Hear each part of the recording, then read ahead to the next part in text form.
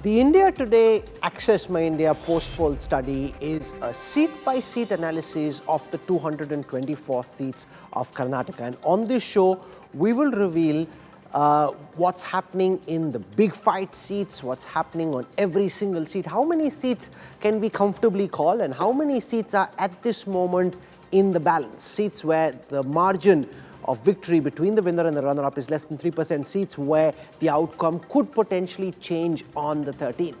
So let's get started. I want to show you first and foremost the big picture. And the big picture is that out of the 224 seats in Karnataka, Access My India and India Today think that 167 seats are seats where the winner has a very clear edge over the runner-up. What this essentially means is that the chance of the numbers on these seats changing directionally is very limited. So 57 close fight seats where the gap between the winner and the runner-up is less than 3%, seats where we will see some kind of a fierce contest on the 13th.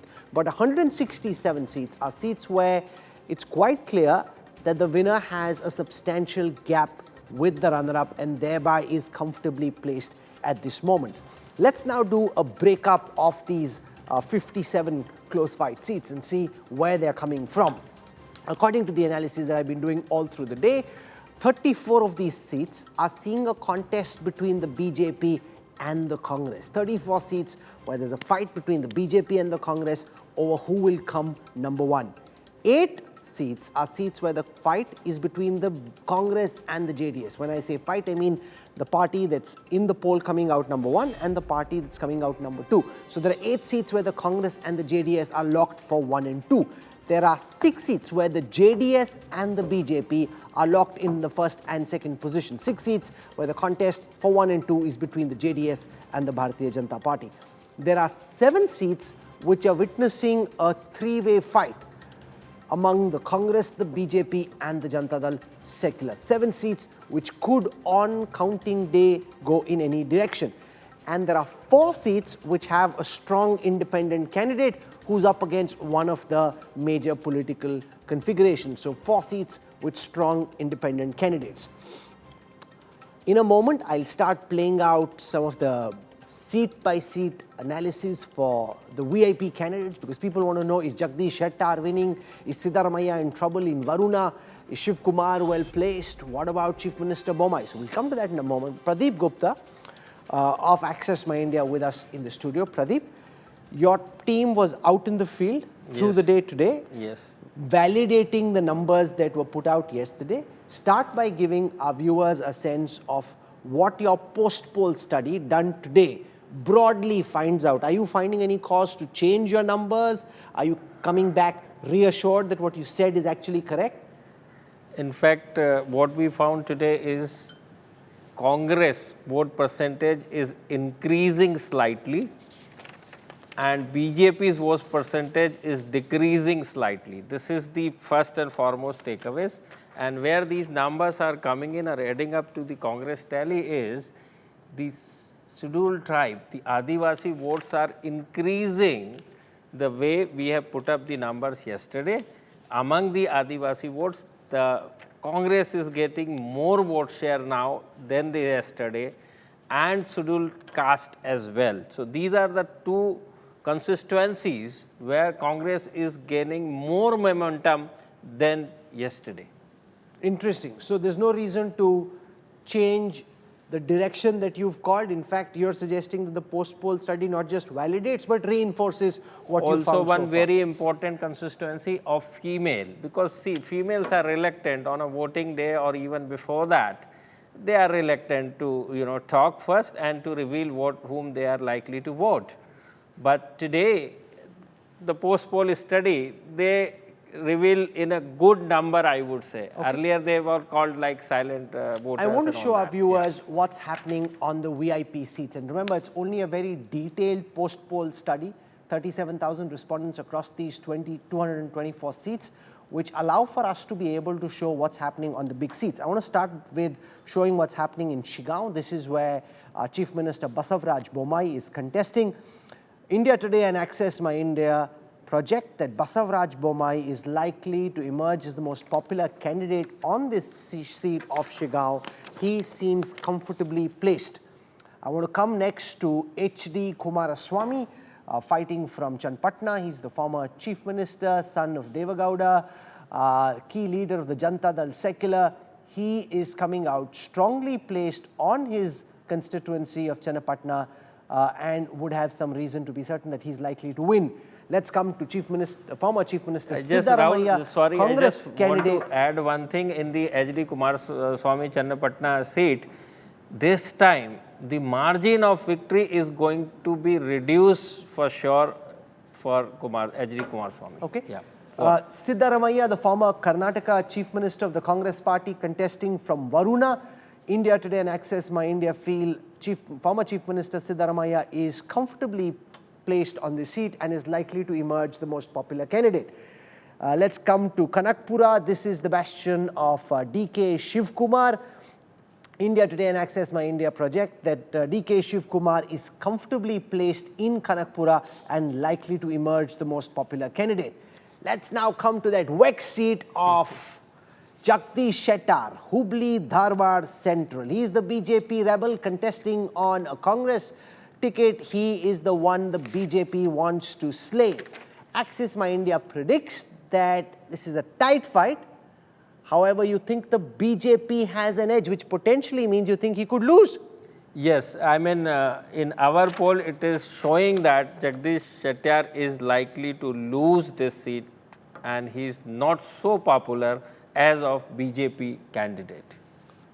Let's come to Lakshman Savadi from Athani. He's another BJP rebel contesting this time on a Congress ticket. Access My India predicts that Lakshman Savadi is likely to emerge as the most popular candidate in this crucial seat of Athani. Two battleground seats, lot of prestige at stake. Lakshman Savadi likely to win.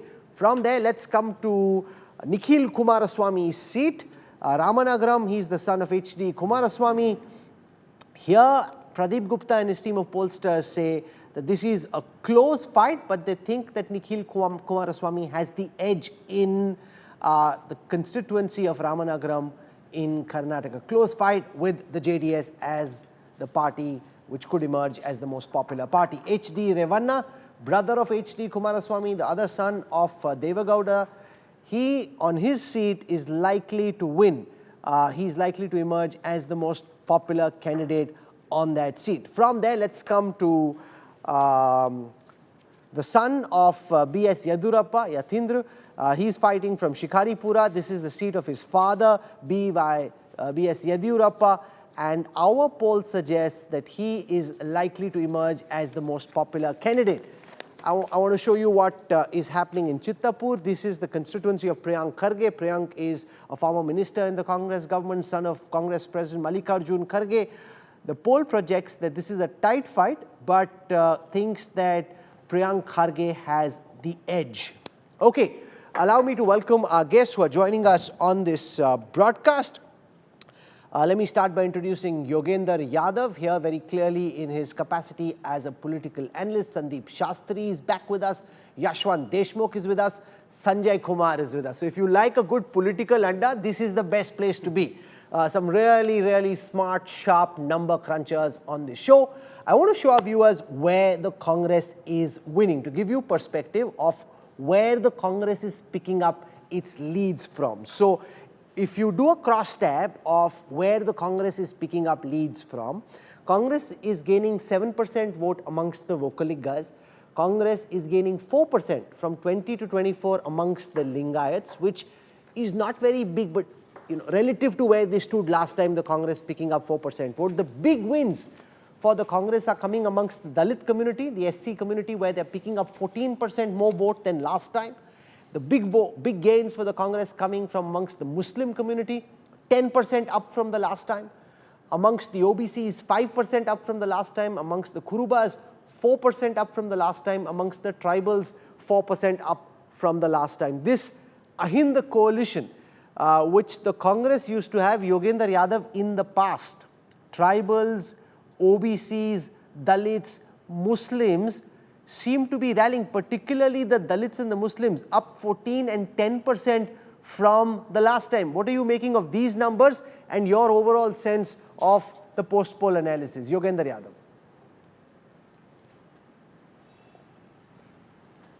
Rahul, I should begin by thanking India Today for making these numbers public. I think this is extremely important for any transparent public opinion activity. And it's so informative. Usually, I used to wait for the Lokniti CSDS survey to come out for some of these details to reveal it. I'm very happy that my old colleagues Sandeep Shastriji and Sanjay ji are here. But this is a supplementary to that, and I think it's very valuable that we are going ahead with this.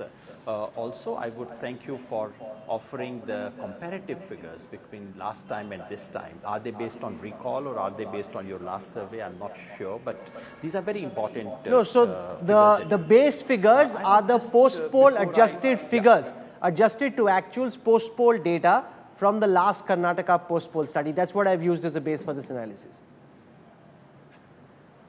That's right. Yeah. That's very useful to know. I would, my own sense is that this election was more about class and gender than about caste. Caste got a lot of attention, a lot of discussion, and all of us are attuned to discussing it. So I think in a sense what you have shown is that the famous Lingayat factor, which was discussed so much, this is like the Patel factor being discussed in Gujarat election. Finally, nothing comes out of it. They remain with the BJP. And similar in the case of Lingayats, the difference that you are showing is very small and within the margin of error of any survey. What really has happened to my mind is that the class differences, the class slope has been sharpened. If you do have data comparing the class picture this time, you gave the class picture of this time yesterday, and that was very instructive. If we have data comparing it with the past, that would be wonderful. But what we do see is a very sharp difference on the class lines. The gender line picture is also very, very sharp.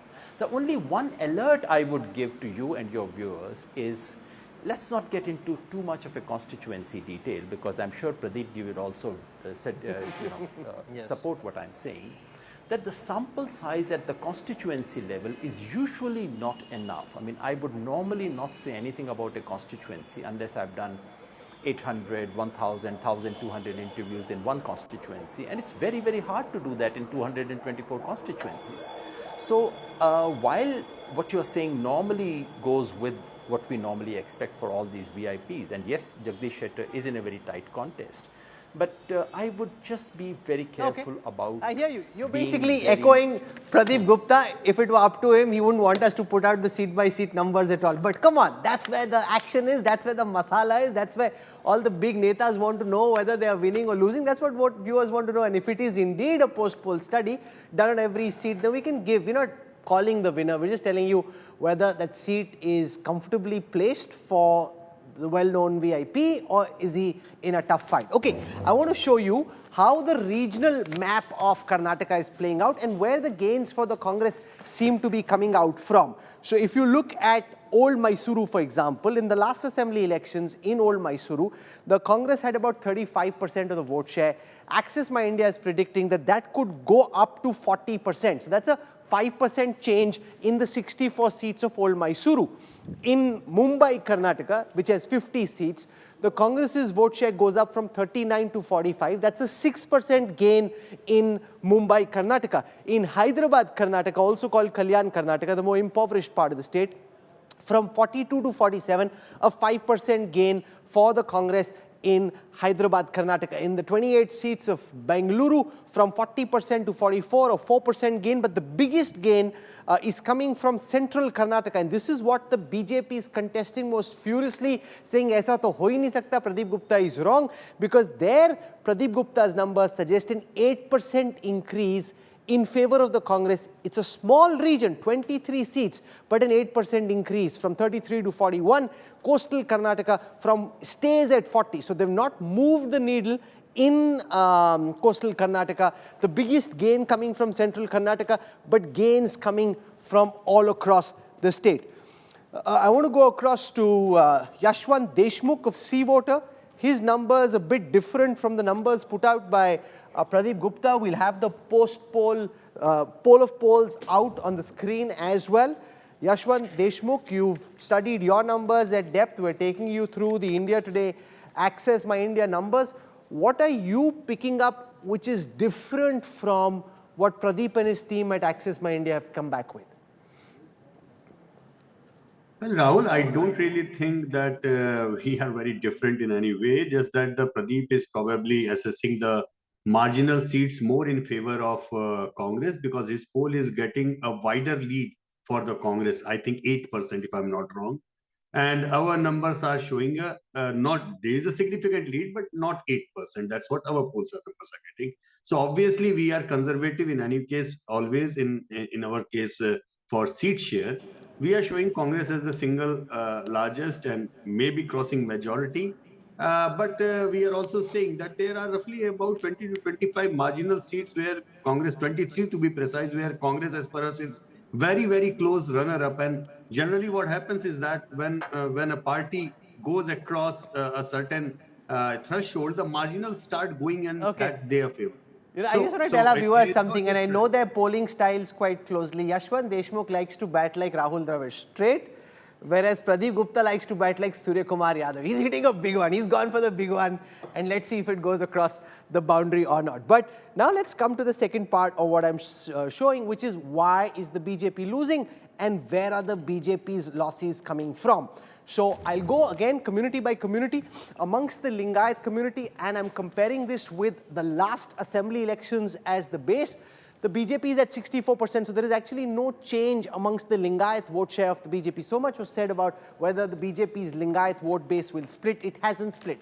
Amongst the Dalits though, they've lost 5% of the vote they had last time. Amongst the Muslims, they've lost 4%. They barely had any, but from that, from 8, it's come down to 4.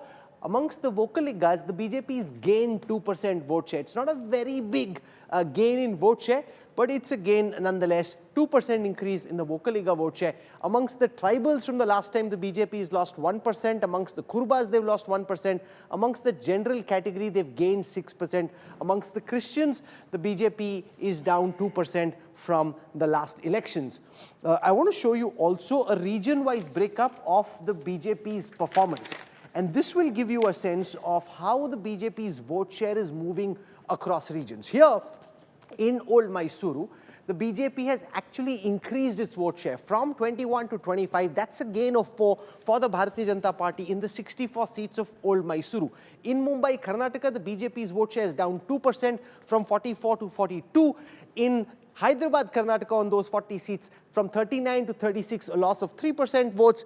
In Bengaluru, from 41 to 38, a loss of 3. In central Karnataka, on these 23 seats, a loss of 5% from 40 to 35. And in coastal Karnataka, on those 19 seats, the BJP stays at 50. It was 52 in the last elections, 50 this time, a loss of only 2. So actually, for all the effort that the BJP big guns made in Old Mysuru, they have managed to increase the BJP's vote share in Old Mysuru by 4%, which is a bump but not enough to topple the JDS. Would this be considered, Sandeep Shastri, as a tactical mistake? I mean, there are two ways of looking at it. One, that the BJP is playing the long game, that in a 10-15 year perspective, this is great strategy because you're basically sowing the seeds of this becoming a BJP versus Congress contest once Deve Gowda is no longer in the fray and the JDS is even further weakened. The other is, अरे इतना दूर का किसमें देखा, इस बार तो आपने अपने आप को हरा दिया, and this actually backfired. What would you say would be the right way of looking at this? Rahul, I would divide the analysis of the BJP's vote share into two parts. Regions which they did well last time, Central Karnataka, Kittur Karnataka, which is also called Mumbai Karnataka. If you look at these two regions, their vote share has fallen quite significantly in both these regions. In Kalyan Karnataka, which last time saw a three-way fight, you not only have a decline of the BJP vote share, you have a decline of the Janata Dal vote share also, which has hugely benefited the Congress, and if the exit poll numbers were correct, there is a huge gain for the Congress there. Let me also add here that the voting turnout figures today show that the Kalyan Karnataka region or Hyderabad Karnataka region has seen the highest rise in voter turnout if you go region wise. So if you combine both these factors, the higher voter turnout, greater anti-incumbency, no three-way contest, a direct contest this time with the JDS being pushed to the margins. That's one type of contest you are looking at, and one type of fall of vote share of the BJP you're looking at. On the other hand, in the old Mysore region, as you rightly said, the BJP's vote share has risen slightly. However, the JDS vote share as per our exit poll has gone down sharply, and the beneficiary of that has largely been the Congress. So though the BJP's vote share has risen in the old Mysore region, the exit poll shows it is not translating itself into seats because of the collapse of the JDS and the advantage, therefore. So let me spend a moment on the JDS, and I want to raise this question whether there is an existential threat to the JDS. I want to show you where the JDS is losing vote share amongst which communities. Now remember, 54% of the Vocaliga vote in the last assembly elections came to the Janata Dal Secular. Access My India is predicting that 8% of that vote would split away from the JDS. They're down 8% amongst the Vocaligas. They're down 2% amongst the tribals, 4% amongst the Dalits. Remember last time they had a tie-up with the BSP and therefore their Dalit vote share was high. They've lost big time amongst the Vocaligas, 6% down amongst the general communities. Their Muslim vote share is the same as last time, 4% down amongst Dalits, 1% down amongst tribals, 1% down amongst OBCs. And if you go region by region, you will find that the JDS is on slippery ground everywhere. That's the reason for my headline. Is this an existential crisis? Is the JDS like the BSP, increasingly irrelevant to electoral outcomes? You have a rump, you have a vote share, it doesn't translate into too many seats. In old Mysuru, which is their stronghold, the JDS is down 7% vote share, from 35 last elections to 28 this time. In Mumbai, Karnataka, they had only 7, they're at 8, that's only 1%, but at 8%, you don't win any seats. Hyderabad, Karnataka, from 12 to 13, up 1%, but again, too low in the threshold to convert into seats. Bengaluru, from 16 to 15, Bengaluru, they used to pick up some seats, but that's down 1%. In central Karnataka, from 21 to 17, down 4%. In coastal Karnataka, from 4 to 6, but that's, again, too small to actually make any material difference. Which brings me, Sanjay Kumar, to my question. Is there an existential threat to the Janata Dal Secular? Is this a party whose time is now increasingly ending? Rahul, at the moment we are discussing the exit poll trends. If we look at the last 4 assembly elections, JDS has not done very badly. I am not saying that JDS has done extremely well. If you look at the vote share, their vote share ranges between say 16% to 20%. I am talking about the assembly election. And if we look at the seat share, it ranges between say 27, 28 seats to it goes up to say 40, 45 seats as well. If the kind of analysis which we are presenting on the India Today channel based on Access My India poll, if that is the case, that JDS is going down to say 10 or 12 seats, I think that JDS faces a difficult situation. I don't know whether it will go the BSP way or not, because this would be the first major setback for JDS. But yes, given the Lok Sabha elections are due next year, the comeback would be very, very difficult for JDS. But I think we need to just wait till the 13th of May to figure out whether JDS is really facing a rout in this assembly election. Have you done some post-poll studies? Is that data complete? Can you give us a sense of what your numbers are throwing up? Sanjay Kumar? No, we are doing a post poll. The data is not complete. We started our survey today morning and it will be completed only by tomorrow evening. So I am not in a situation at this moment to say anything because we have completed only half of the post poll survey.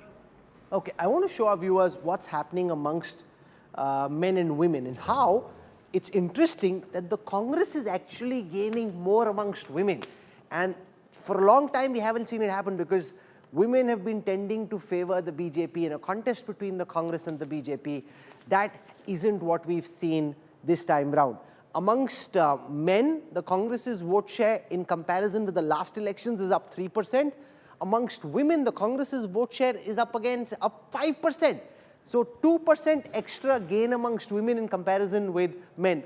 For the BJP, they're down 2% both amongst men and women, 35 amongst men, 33 amongst women. Why do you think this is happening? If this post-poll study is right, the fact that 44% of the women in Karnataka said they voted for the Congress party would be one of the big reasons they're winning. The BJP says Pradeep is wrong because so many women are beneficiaries of all the centrally funded schemes. How can more women vote for the Congress than the BJP? Okay, so when we ask whoever has voted in favor of Congress and including females, why you are voting for the Congress, any particular region, of course, apart from the development, the two big thing was very dominant in that sense, which is 9% each. One is that because of inflation, we are voting in favor of Congress, 9%, which is the first. And second, they say the kind of promises made by Congress, and there is lots towards the female, 9%. 9%. So these are the two major things. Of course, they have been the beneficiaries of central government schemes, but they somehow realize now it's the time. Yogendra Yadav, what do you make of these numbers, sir? The fact that 44% of the women, 5% more than last time, and the fact that the Congress seems to be doing better amongst women than it is amongst men. Yogendra Yadav ji, your sense of why the Congress is doing better amongst women than it is amongst men?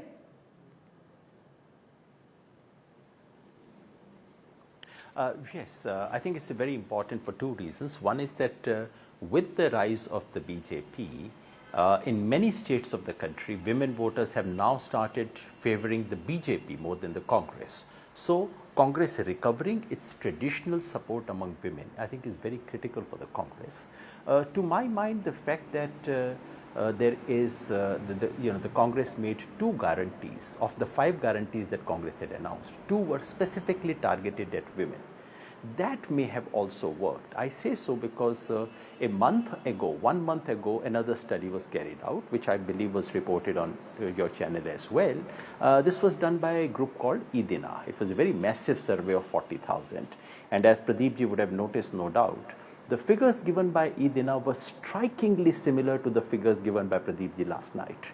EDINA had said 134 to 140 seats for the Congress. And 57 to 65 for the BJP. Their vote share figures were actually almost identical with the figures given by you yesterday. But there is one difference, and that's why I was mentioning all that. That they did not find a striking difference between women and men voter about a month ago. So otherwise the survey was very similar to yours, the findings. But in the women and men's vote, they found only 1% difference. But your survey yesterday showed that the Congress has only 5% advantage among men and 11% advantage among women.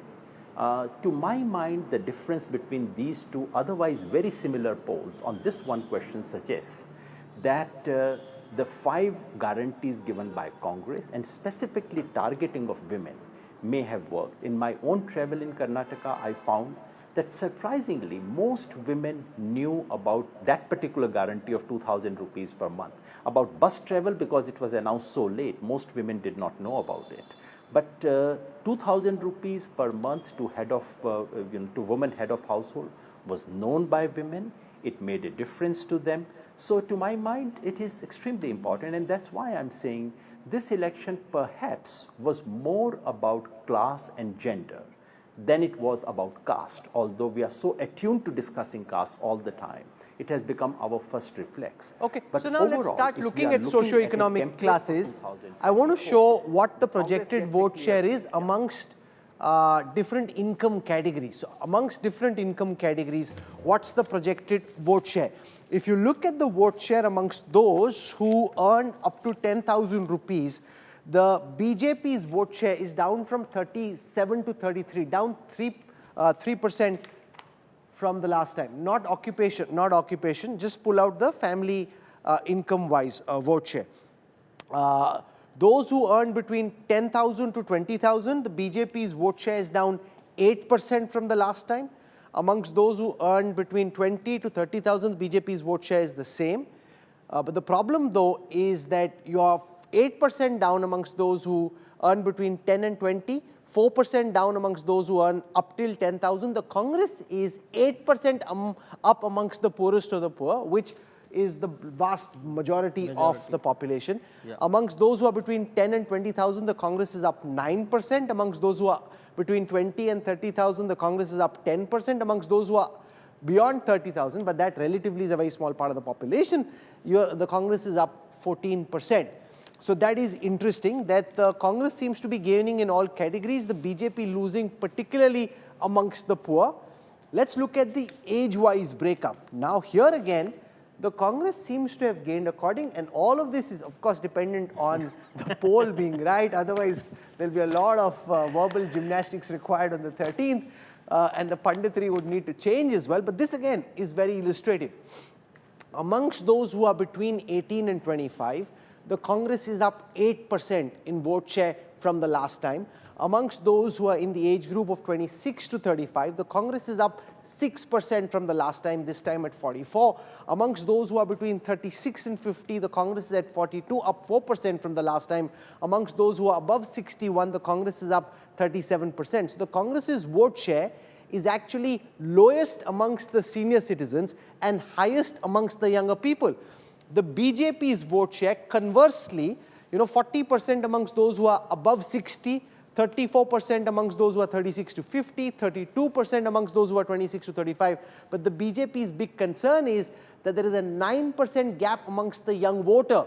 And you would think that the young voter is a BJP Bhakt or tends to like the BJP. No, this one seems to show that young voters are backing the Congress in Karnataka. The major reason for is this, the 18 to 25 years of age is the most aspirational class, and they are very impatient kind of set of people. So this is, they change the side on a thick and fast, For them, loyalty is the old days things, that you can see very well in the senior citizen type of a class. There is hardly any change, 2% as against the 8% among the 18 to 25 years of age. So the aspirational class, the expectation and their needs are totally different than the other age groups, and particularly the higher age groups. The question that will be asked Sanjay Kumar again and again is whether the results of the Karnataka Assembly elections will have any bearing on the Lok Sabha elections. The Congress will claim, if the poll is right, this is a game changer. They'll claim to be rejuvenated. The BJP will say Karnataka showed Modi is still popular. Look at the number of people who came to his rallies, and that an assembly election is completely divorced and delinked from a Lok Sabha election. Where do you come out on this, Sanjay Kumar? Rahul, since we don't have any evidence to suggest whether people are likely to vote the way they are voting in the assembly elections, even for the 2024 Lok Sabha elections, so we have to rely on the past trend. And if I look at the past trend, we have enough evidences to suggest people have voted differently, whether it is Madhya Pradesh, Chhattisgarh, Rajasthan, Delhi and few other states. Even in Karnataka, if you look at the last 4 assembly elections and compare it with the Lok Sabha elections held in 2014 and 2019, and even going back to 2009 and 2004, we see a clear difference in voting patterns when it comes to Lok Sabha elections and when people have to choose their state government. So if I rely on the past data, then there is a clear evidence that if people have voted for party A in assembly election, there is no guarantee that people are going to vote the same way when the Lok Sabha election takes place next year in 2024. So at the moment, I don't think that the same trend is going to continue in the 2024 elections. But yes, if the Congress registers a big victory, this will help the party in, it will lift the morale of the party workers. The party will seem to be more united. That might help the Congress in several other states. I am not saying that that's going to that's going to be a guarantee for Congress doing extremely well in 2024. It might have some impact, but I don't see Yadav, any what do strong you think? correlation between. The BJP will say an assembly election is completely divorced from a Lok Sabha election. It will make no impact to the chances of Prime Minister Modi being re-elected next year. The opposition will think that maybe they've sensed a vulnerability, maybe anti-incumbency is catching up after 10 years and they have a better chance than they did in the last election. What do you think?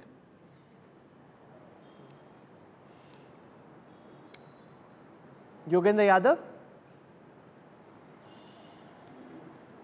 Oh, sorry, I didn't realize it was addressed to me. I agree with Sanjay ji that, of course, there is no guarantee, especially in Karnataka. Karnataka, there has been a very clear vote splitting. So, from the vote share in assembly election, there is no guarantee that it would immediately translate into Lok Sabha. He's absolutely right. There is no guarantee that it won't translate either. But to my mind, the real significance of Karnataka is not that it would affect the 28 seats of Karnataka.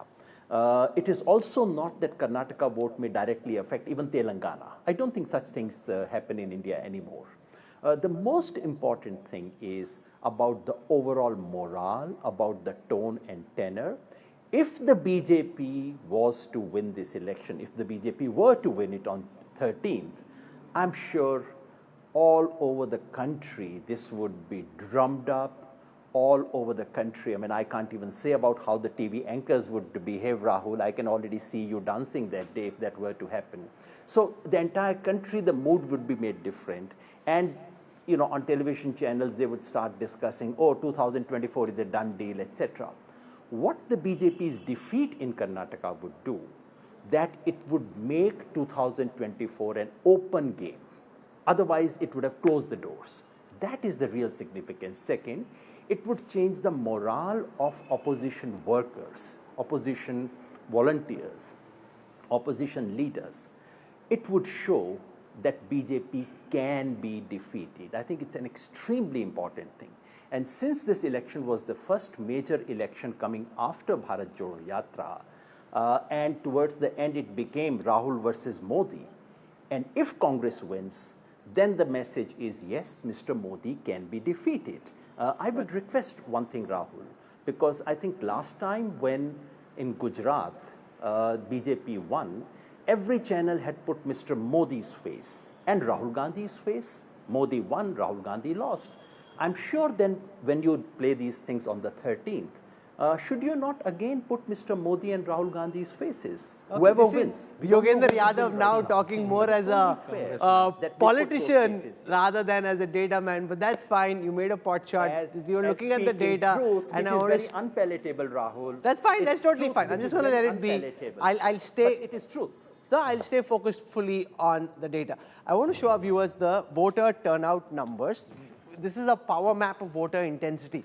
What this does is gives you a sense relative to the last elections where people came out to vote. Now it's interesting that in Hyderabad, Karnataka, Kalyan, Karnataka on those 40 seats, and in Bengaluru, the voter turnout was actually the lowest, whereas in other parts of the state, the voter turnout was much higher. So voter turnout in central Karnataka, for example, voter turnout in coastal Karnataka, voter turnout in Hyderabad, in Bombay, Karnataka, much higher than the voter turnout in Bengaluru and much higher than the voter turnout in, and that raises the question, why would that be the case? Sandeep Shastri, do you want to weigh in on this? Why would it be that in Hyderabad, Karnataka, for example, voter turnout is so different from the voter turnout in Bombay, Karnataka, and the fact that last time the voter turnout was about 72.1, this time about 72.8, it's just 0.7% more than last time. Would you be reading any significance in the voter turnout and that in several seats people are voting, I'm told, till past 10 at night? Rahul, I would look at this data a little differently. You are correct in saying that in Hyderabad, Karnataka or Kalyan, Karnataka and Bengaluru, the voter turnout is less than the rest of the regions. But look at it differently. Compared to voter turnout in 2018 in these two regions and what has happened now, the reports say that in Kalyan, Karnataka, the voter turnout has actually increased compared to 2013. Compared to other regions, it may be less, but compared to the previous election, it has gone up. Again, data shows that in coastal Karnataka, voter turnout compared to last time has actually gone down. So, very marginal increase in the rest of the state, significant increase from last time in the Kalyan Karnataka region. And that's the point I was making earlier, Rahul. Kalyan Karnataka region is seeing a huge turnover if the exit poll numbers are correct. From a three-cornered contest in 2018, the exit polls are suggesting that it is a near sweep for the Congress in that region. And link this to the fact that voter turnout has increased in that region compared to last time, I think you are seeing the impact of an anti-incumbency vote against the state government in that region. Why has it actually declined in coastal Karnataka compared to last time? I think the saturation point for the BJP, which did well there, was last time, and therefore there was not much scope this time for that voter turnout to increase. So I will look at more closely Kalyan Karnataka region, which saw a voter turnout which was higher than last time. Though, as you very rightly said, Bengaluru and Kalyan Karnataka have a lower voter turnout than other regions. You know, I just plotted the actual results of the 2018 assembly election with the post-poll results of Access My India's exit poll for India Today.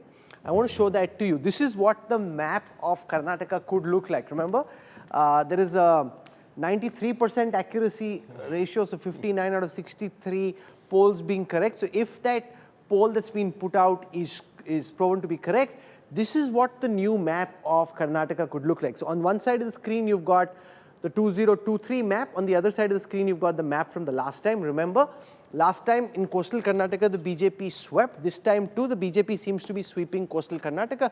The big change is in Bombay, Karnataka, where the BJP did well last time. This time, Bombay, Karnataka, largely blue. Hyderabad, Karnataka, again, very blue. Central Karnataka, which here in the 2018 map, you can see as being very densely saffron.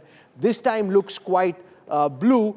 And the other big change is the green, which seems to have gone missing from coastal Karnataka. Lot of green here. Yeah. Most of the seats of the Janata Dal Secular came from coastal Karnataka. This time you've got blue. And if you're wondering, Old Mysuru. Old Mysuru. And if you're wondering why there's white on that map, that white is the 57 seats we're saying where the margin is 3% or less, and therefore we haven't plotted it in one of these colors. But basically, there's so much more blue except for coastal Karnataka than there was in the last elections. Yashwant Deshmukh, before I end, what is it that concerns you the most about your study? What are you most worried about as we wrap up this show tonight? No, number one, I'm not worried at all. If I had done only one survey, I would have been worried, Rahul. I mean, for the last 1.5 years, 3 Mood of the Nation polls with India Today group, we have red flag Karnataka, Bihar and Maharashtra as the 3 states where NDA was not doing good. So, and in our continuous trackers, not even once in the last 18 months that the BJP numbers did cross the Congress in any way, and we have reported that duly in the ABP as well. I think most of the trend lines that Pradeep has reported, we also match almost on the education, on the income group, and almost all the socio-economic groups that we talked about. Yes, we also found that female groups are voting more for Congress than compared to men.